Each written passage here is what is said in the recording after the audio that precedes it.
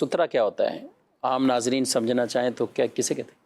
سترے سے مراد یہ ہوتا ہے کہ جب کسی بندے نے نماز پڑھنی ہے اور نمازی کے آگے سے گزرنے کا خدشہ ہو تو اسے یہ چاہیے کہ اس بات کا اہتمام کرے کہ اپنے آگے جو ہے کوئی چیز رکھ دے، یا تو ایسی چیز ہو جس کو زمین میں گاڑا جا سکتا ہے تو اس کو گاڑ دیا جائے، اور اگر ایسی نہیں ہے، جس طرح آج کل نارمل جو ہے لکڑی کے سترے بھی مل جاتے ہیں، اس طرح کی چیزیں بھی مل جاتی ہیں، تو وہ سامنے رکھ دی جائے تاکہ جو گزرنا چاہے اس کے لیے آسانی سے گزر جائے۔ سترے کو عام الفاظ میں یہ کہیں گے کہ یہ ایک رکاوٹ ہے، ٹھیک، کہ نمازی کے آگے ایک چھوٹی سی آڑ بنا دی جائے تو یہ سترہ ہے۔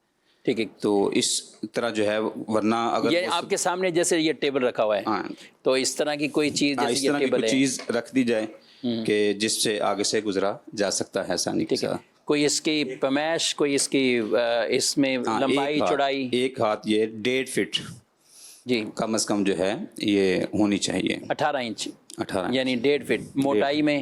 موٹائی میں یہ ہے کہ ایک چنگلیہ، ایک انگلی کے برابر یعنی چنگلی، اس کی کم از کم اتنی موٹائی ہونی چاہیے۔ مفتی ساجد صاحب کا میرا خیال تفصیلی فتویٰ، بلکہ ایک پورا رسالہ ہے آپ کا اس موضوع پر، ایک تحقیقی فتویٰ آپ پر، کہ آپ نے اس میں یہی کہ ایک انگلی کے، چھوٹی انگلی کے یعنی کم از کم اتنا موٹا، اتنی اس کی موٹائی کم از کم ہو، ایک انگلی کے برابر جو۔ اچھا، تو نارمل جو شیشے بعض اوقات ہوتے ہیں مسجدوں میں، آپ دیکھتے ہیں کہ شیشہ لگا ہوتا ہے، دروازوں میں شیشہ آ رہا ہوتا ہے، اس میں کیا کہیں گے؟ جی، اس فتوے کا مین اصل سوال یہی تھا کہ شیشے کا جو شیشہ یا اس طرح کی پردہ لگا ہوا کپڑے صحیح، کا، تو وہ تو عموماً اتنا موٹا نہیں ہوتا، تو پھر اس کو سترا بنا سکتے ہیں یا نہیں؟ تو اس میں دلائل کے ساتھ یہ واضح کیا گیا تھا کہ اصل مراد یہ کہ اتنا موٹا ہو یا اتنا چوڑا ہو، دونوں کفایت کر جائیں گے۔ یعنی وہ جو پردہ ہے وہ اگرچہ اتنا موٹا تو نہیں، لیکن چوڑائی کے اعتبار سے دیکھیں تو وہ تو اس سے بھی زیادہ ہے۔ یعنی آپ کے پیچھے یہ پینافلیکس لگا ہوا ہے، یہ بالکل پوری ایک دیوار نما نظر آ رہے ہیں ناظرین کو، چوڑائی میں دیکھیں تو ایک انگلی سے کتنا زیادہ ہے، ٹھیک ہے، تو یہ کفایت کر جائے گا۔ موٹا ہو اتنا صحیح، یا اتنا چوڑا ہو، صحیح، عرض اس کا اتنا ہو، تو یہ بھی کافی ہو جائے گا۔